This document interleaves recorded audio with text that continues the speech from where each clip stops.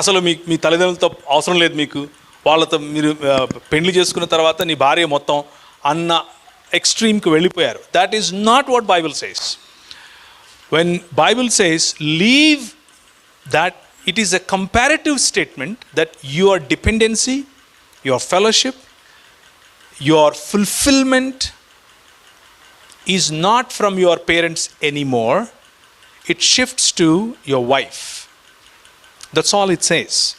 Leaving and cleaving is not living separate. Leaving and cleaving is not cooking separate. Leaving and cleaving is not departing from your parents. Leaving and cleaving is primarily becoming one. You and your wife becoming one. So that's what it says. And మనకు ఇంతకు ముందు ఉన్నటువంటి వైవాహిక వ్యవస్థలో లేకపోతే కుటుంబ వ్యవస్థలో మనకు చాలా వెసులుబాటు ఉండేది. పెద్దమ్మ, చిన్నమ్మ, అత్త, మేనమామ, చిన్నాయన, బాబాయ్, పెదనాయన అందరూ అక్కడక్కడే దగ్గరే ఉండేవాళ్ళు.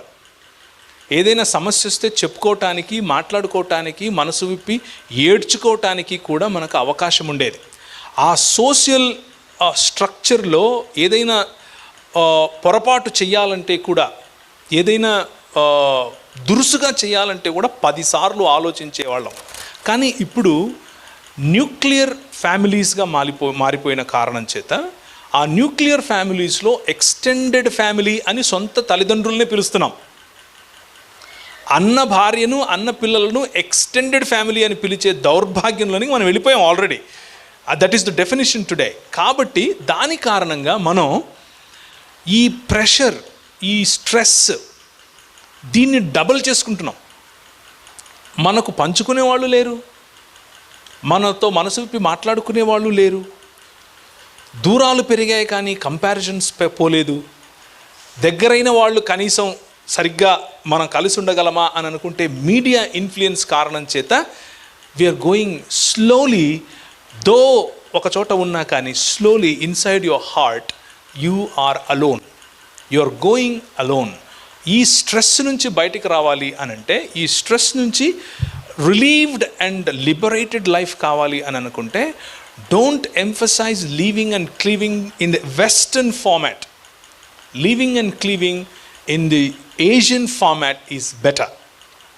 Asian format better. ఎక్కడంటే నీ తల్లిదండ్రులను ప్రేమించు, నీ తల్లిదండ్రులకు కావలసినటువంటి అవసరతలు చూడు, వాళ్ళను పోషించు, వాళ్ళతో కలిసి ఉండు.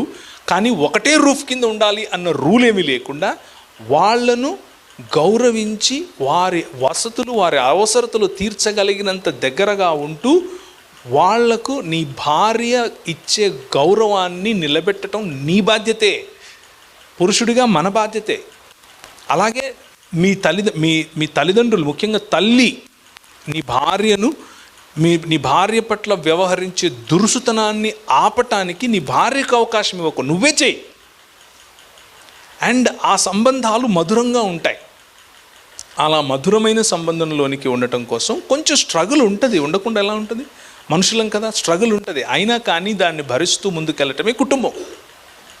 అలా కాదు అని అనుకుంటే వెస్టర్న్ సొసైటీ 70 సంవత్సరాల్లో ఈ రోజుల్లో విదిన్ 70 ఇయర్స్కి ముందు ఇలా ఉండేది కాదని వాళ్ళే చెప్తున్నారు, వాళ్ళ న్యూస్ పేపర్స్ రాస్తున్నారు. 70 సంవత్సరాల్లో ఈరోజు పరిస్థితి ఏమిటి అని అంటే, క్రిస్మస్కు 1 గంటకు ఇంటికి వచ్చి పిల్లలు కనిపించి కేక్ ఇచ్చేసి వెళ్ళిపోతారు, అంతే. ఈరోజు మీ పిల్లవాడికి నువ్వేదైతే చేస్తున్నావో అదే మీ పిల్లవాడికి జరుగుతుంది. వాళ్ళ పిల్లవాడు వాడికి అదే చేస్తాడు.